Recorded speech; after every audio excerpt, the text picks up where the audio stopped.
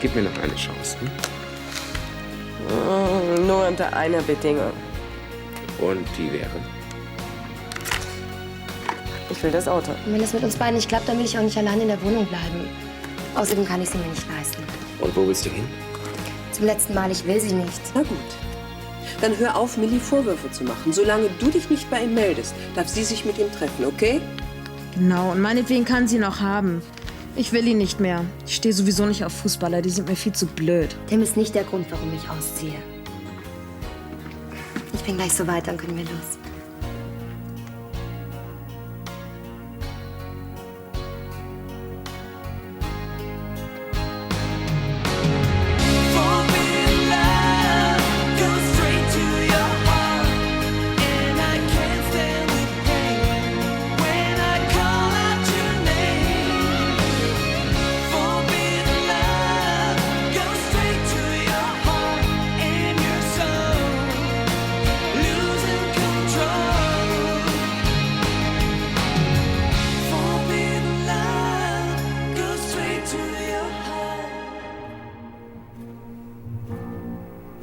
Hallo. Schöne Wohnung. Sicher nicht ganz billig, hä? Er? Er ist der Grund? Was für ein Grund? Du ziehst seinetwegen aus? Hast du was mit dem Kerl? Spinnst du? Ja, was jetzt? Martin ist ein guter Bekannter von mir. Der in letzter Zeit immer da auftritt, wo du auch bist, ja? Also den Zufall kann ich Nicht erklären. nötig. Und selbst wenn Martin und ich was miteinander hätten, dann ginge dich das nichts an. Oder hast du vergessen, wer unsere Beziehung beendet hat? Nein. Na also, dann lass mich gefälligst in Frieden. Kommst du? Das wird schon wieder.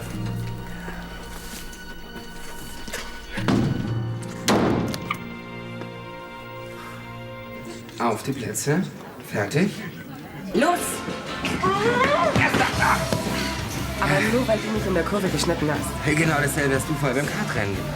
Ja, Frauen umsteuern. Das ist ja mal wieder typisch. Nur weil er gegen eine Frau verloren hat, will er mir jetzt hier meinen Sieg madig machen. Du hast gegen Cleo verloren? Nicht wirklich. Also, die hat einen viel stärkeren Motor gehabt als ich. Von wegen, die Motoren waren alle gleich. Das war fahrerisches Können. Aber ich gebe dir ja gerne noch eine Revanche, dass du mal zeigen kannst, was du so wirklich drauf hast. Ja, worauf du dich verlassen kannst. Naja, also das hätten wir jetzt geklärt. Dann können wir zum gemütlichen Teil kommen. 2 Alt, bitte. Nein, für mich nicht. Wieso denn nicht? Du, ich bin ziemlich kaputt. Ich glaube, es ist besser, ich gehe jetzt rauf und leg mich mal hin. Schlafen kannst du, wenn du alt und grau bist. Aber ich muss morgen früh raus. Also nur ein Alt für Tim. Was denn? 2. 1. Jetzt stell dich nicht so an. Na, du hast gut reden. Du kannst ja ausschlafen. Nein, kann ich nicht. Dann wäre es für dich auch mal ganz gut, wenn du früher ins Bett gehen würdest. Ja, aber es gibt so eine alte Tradition beim Kartfahren. Und das ist eben so, dass dem Sieger eine Runde Bier spendiert wird. Das wusste ich nicht. Okay, er hat gewonnen. 2 Alt. Sicher? Essen wir denn heute alleine? Uli ist zu Bastiane gegangen. Und wo ist Nick? Nick ist in seinem Zimmer. Er hat Besuch von einer reizenden jungen Dame. Aha. Dann hat sich das mit dieser Steffi wohl endgültig erledigt. Ich meine, wenn die andere ihn schon besucht, das ist doch eigentlich ein gutes Zeichen. Die andere ist Steffis Schwester. Um die Jungs im Verein kümmere ich mich dann schon. Alles klar. Guten Abend. Das ist Milena Sander, mein Vater. Guten Abend. Freut mich. Ja, dann werde ich mal. Hoffentlich klappt auch alles. Klar, dein Artikel wird bestimmt der Knaller. Dann also bis morgen, ja? Ja, auf Wiedersehen. Was, Sie wollen schon gehen? Ich muss. Meine Mutter wartet mit dem Essen auf mich. Außerdem muss ich noch ein paar Dinge für mein Interview mit Nick recherchieren. Ein Interview? Für welche Zeitung schreiben Sie denn? Für die Schülerzeitung. Ja, was gibt's denn da zu grinsen? Interview ist Interview und Zeitung ist Zeitung. Außerdem, je mehr Interviews du gibst, desto selbstverständlicher wird dein Umgang mit der Presse. Also ich finde, dass Nick neulich bei der Presse eine sehr, sehr gute Figur abgegeben hat. Oma, bitte, erinnere mich bloß nicht daran. Ich habe so viel blödes Zeug geredet. Bin mal gespannt, was daraus geworden ist. Werden wir ja morgen sehen. Soll ich Ihnen auch eine Zeitung aufheben? Nein, danke. Ich besorge mir selbst ein Exemplar. Also, jetzt werde ich mal voranmachen. Auf Wiedersehen. Die ist aber nett. Viel sympathischer als ihre Schwester. Das wäre doch die richtige für Nick. Ja, nur ich finde, da sollten wir uns besser ganz raushalten. Ich meine ja nur. Ja.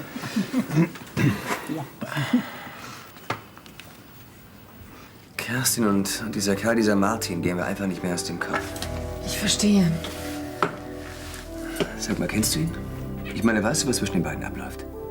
Kennen ist zu viel gesagt. Ich habe ihn mal gesehen. Susanne, bitte. Wenn du irgendwas weißt, dann sag es mir. Ich habe wirklich keine Ahnung. Du bist doch ihre Freundin. Trotzdem hat sie mir nichts gesagt. Wie denn auch? Wir haben uns eine ganze Weile nicht gesehen. Aber dafür kann ich dir sagen, was mit dir los ist. Ja, da bin ich mal gespannt. Du bist eifersüchtig. Eifersüchtig? Ich? So ein Quatsch. Ich habe doch mit ihr Schluss gemacht. Jetzt hast du mitgekriegt, dass sich jemand anderer für sie interessiert und jetzt ist sie dir plötzlich nicht mehr so gleichgültig. Du liebst sie immer noch und willst es dir nur nicht eingestehen. Habe ich recht?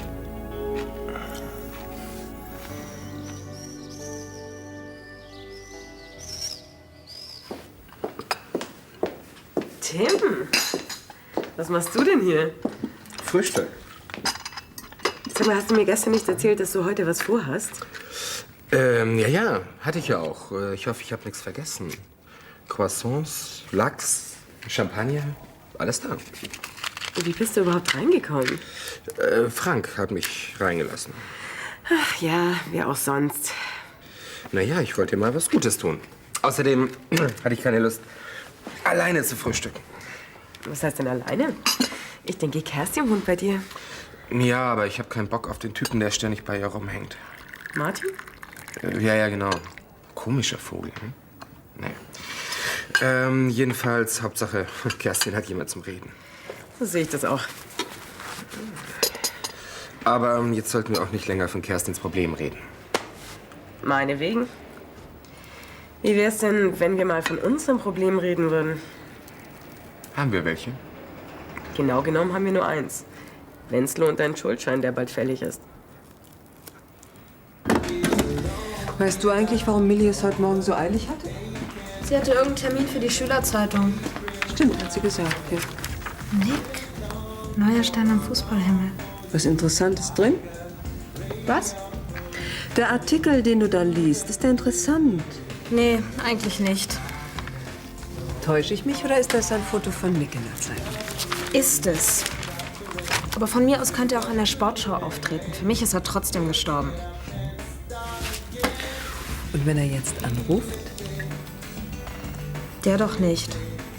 Ja, vielleicht liegt das daran, dass du diejenige bist, die sich entschuldigen muss. Quatsch. Der wartet doch nur darauf, dass ich ihm hinterherrenne. Aber den Gefallen werde ich ihm nicht tun.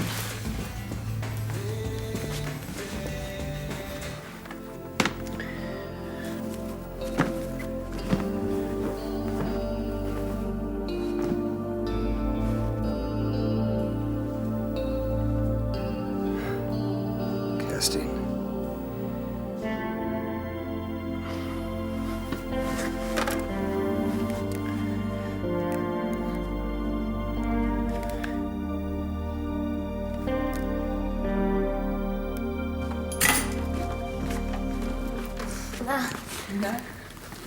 Oh Mann, ich wusste gar nicht, dass Schreiben so anstrengend sein kann. Ich arbeite doch für die Schülerzeitung an einem Artikel über Nick und seinem Verein.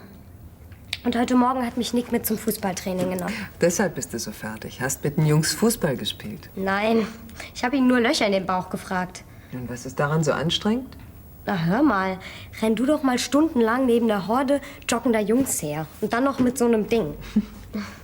Hat sich denn deine Rennerei wenigstens gelohnt? Ja, hat sie. Nicks Trainer und die Jungs waren sehr nett. Sie haben mir alle Fragen beantwortet. Sogar die dummen. Außerdem haben sie mir das hier gegeben. Weißt du, was das ist? Sieht ja ganz wie eine Einladung aus. Stimmt. Und zwar zu einer internen Mannschaftsfeier heute Abend. Ja, dann brauchst du sicher eine 1A-Beratung, was du heute Abend anziehen sollst. Die kannst du dir sparen. Ich werde nämlich nicht hingehen. Wieso? Wegen Steffi. Wenn sie erfährt, dass ich ausgerechnet von Nick heute Abend zu so einer Party eingeladen bin, ist sie bestimmt sauer. Na und? Lass sie doch sauer sein.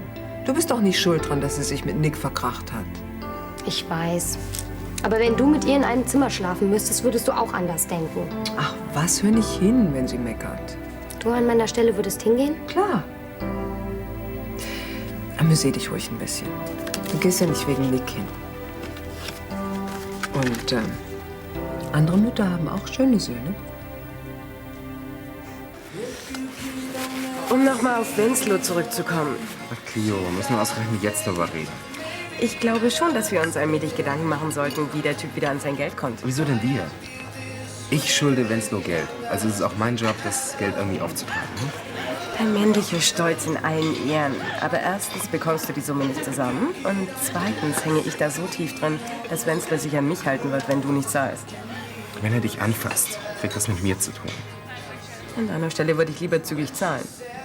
Ja, gute Idee. Aber wie du schon ganz richtig festgestellt hast, habe ich das Geld nicht. Aber ich. Und ich habe es Winslow schon zurückgezahlt. Wenn du mir nicht glaubst, dann geh doch auf in mein Zimmer. Da liegt dein Schuldschein. Nee, ich glaub dir schon, aber ich dachte, du bist pleite. Bin ich auch. Und woher hast du das Geld? Vom Geschäftskonto. Bist du wahnsinnig? Fiona schmeißt dich raus, wenn sie das hört. Keine Panik, Fiona weiß Bescheid. Auch über den Verwendungszweck. Ich habe ihr gesagt, dass ich ein paar größere Anschaffungen machen muss und dass ich ihr es im Raten zurückzahle. Naja, also. Wenn es so ist, danke. Ich zahl's dir natürlich sofort zurück, sobald ich den Job habe. Weißt du, ob Tim irgendwo einen Kellerschlüssel hat? Nein, wieso fragst du? Wegen der Kisten. Ich dachte, dass du sie vielleicht aufheben willst. Ach, wieso sollte ich denn? Naja, das ist doch hier nur eine Übergangslösung. Ja, schon. Aber bis ich was gefunden habe, was ich mir auch leisten kann, vergeht sicher noch eine Weile. Und bis dahin haben sich neue Kartons angesammelt. Und wenn du dich mit Jan versöhnst? Sowas geht auch schneller, als man denkt. Ah, jetzt fangen wir nicht schon wieder damit an. Ich weiß ja, dass du zurzeit nicht gern darüber redest. Aber ich finde, ihr seid wie füreinander geschaffen. Das sieht Jan aber anders. Wenn du willst, rede ich mal mit ihm. Ich weiß, du meinst es gut. Aber wenn ich jemanden zu Jan schicke, dann keinen Vermittler, sondern einen Killer. Ich kann ja verstehen, dass du sauer auf Jan bist. Aber glaub mir, das geht vorbei. Darauf würde ich an deiner Stelle keine Wetten abschließen.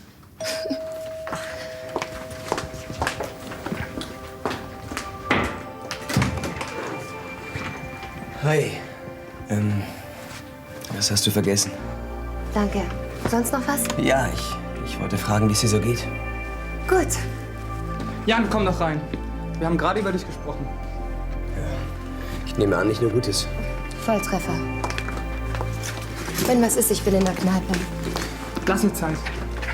Außerdem sollten wir mal von Mann zu Mann miteinander reden. Ich weiß nicht, was wir beide zu besprechen hätten. Aber ich.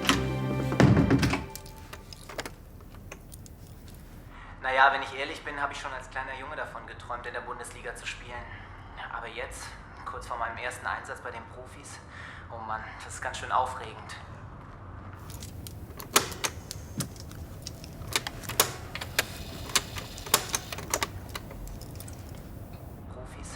Oh Mann, das ist ganz schön aufregend.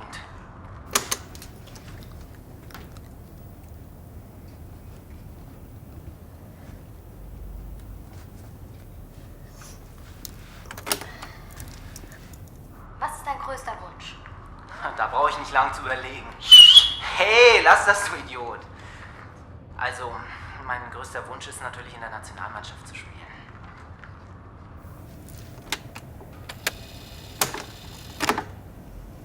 Also, mein größter Wunsch ist natürlich, in der Nationalmannschaft zu spielen. Oh Mann, das nervt langsam. Musst du das unbedingt hier machen? Wo denn sonst? Was weiß ich? Naja, mach ich halt später weiter. Ich muss mich sowieso für die Party umziehen. Du gehst auf eine Party? Hm. Naja, kann ja wohl nichts Tolles sein. Es ist natürlich keine von diesen Rumknutschpartys, auf die du gehst. Aber ich kann mir vorstellen, dass es trotzdem ganz nett wird. Zumal einige Jungs aus Nicks Mannschaft noch solo sind. Was hast du denn mit Nicks Mannschaft am Hut? Tja, das ist einer der Vorteile, wenn man bei der Presse ist. Man lernt eine Menge Leute kennen. Und ab und zu fällt sogar eine Einladung zu einer internen Mannschaftsfeier ab. Du verarscht mich doch nur. Oder glaubst du im Ernst, ich kauf dir ab, dass eine Möchtegern-Reporterin von einer Schülerzeitung zu sowas eingeladen wird? Glaub, was du willst. Ich werde mich jedenfalls köstlich amüsieren, während du dich mit deinen Klatschmagazinen langweilst. Na dann viel Spaß. Danke, den werde ich bestimmt haben.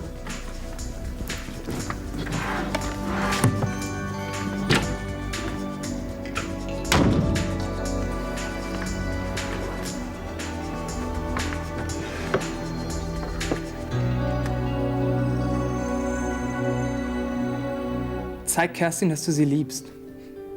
Die Sache mit deiner Schwester tut dir weh und hat dich für deine wahren Gefühle blind gemacht. Du liebst Kerstin noch immer. Und sie dich auch. Sie ist im Moment vielleicht sauer auf dich, weil du sie verletzt hast, aber ich weiß, sie liebt dich und wartet auf ein Zeichen von dir. Bist du jetzt fertig? Eine Sache möchte ich noch klarstellen. Ich finde Kerstin unheimlich nett. Aber ich werde mich nicht zwischen euch drängen. Geschweige denn versuchen, sie dir auszuspannen. Das ist ja sehr beruhigend. War's das? Was hast du jetzt vor? Spazieren gehen und ein bisschen nachdenken über alles.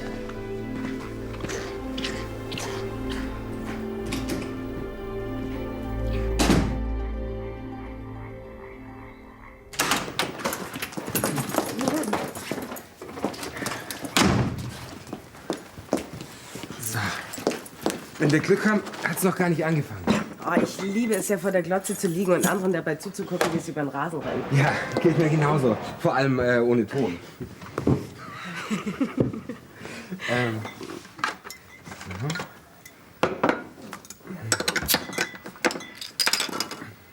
Danke.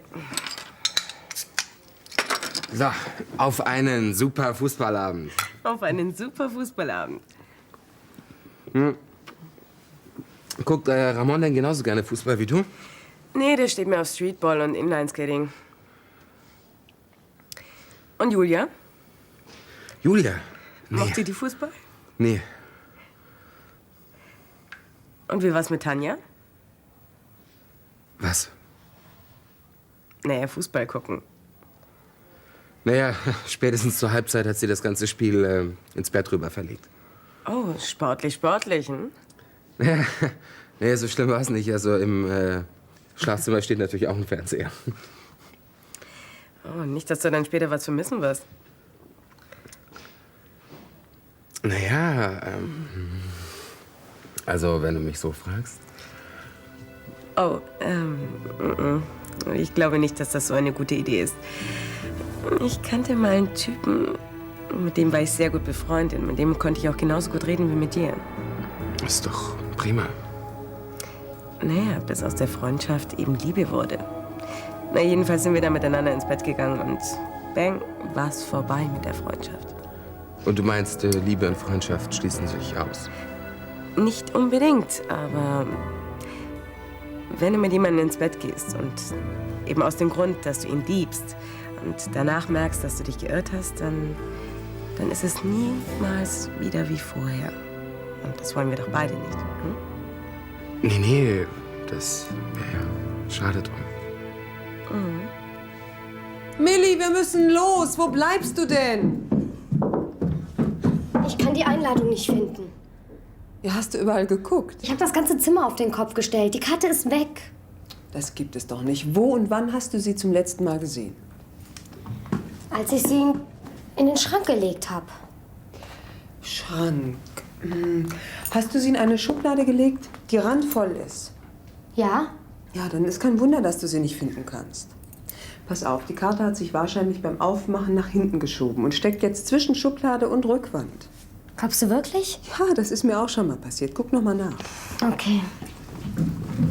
Na? Gut gesehen, Oh, Mann. Aber ich habe doch gleich gesagt, dass der nicht mal ein Scheunentor auf 2 Meter Entfernung trifft. Abwarten. Ein Spiel hat 90 Minuten. Und Ball ist rund, ich weiß. Wer ist das denn? Erwartest du noch Besuch? Dann einfach ignorieren.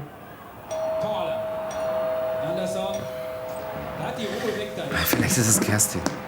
Die hat wahrscheinlich ihren Schlüssel vergessen. Ich guck mal nach.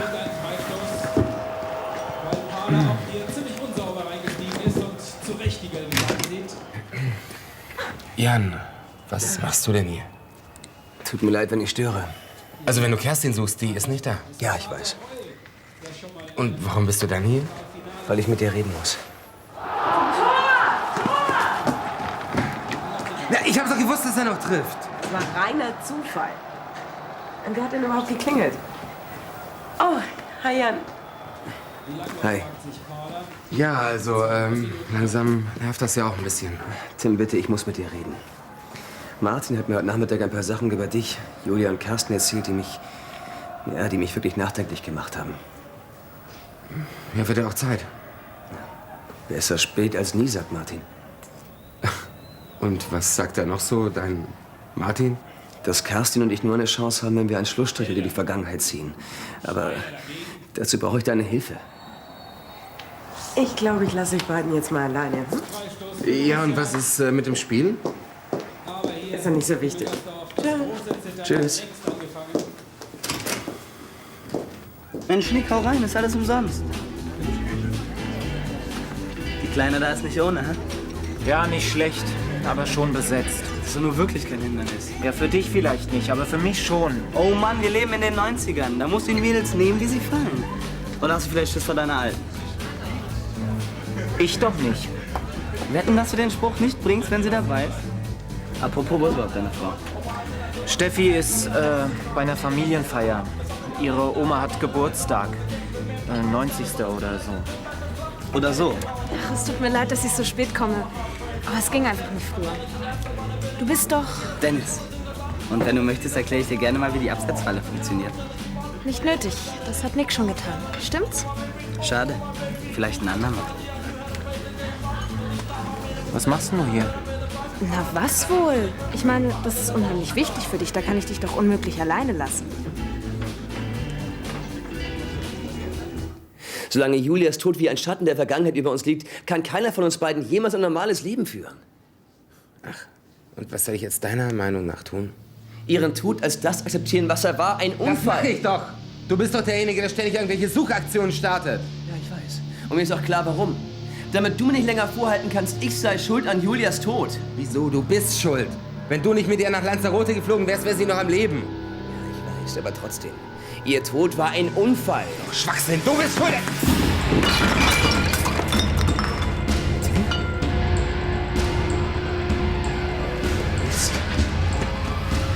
Tim!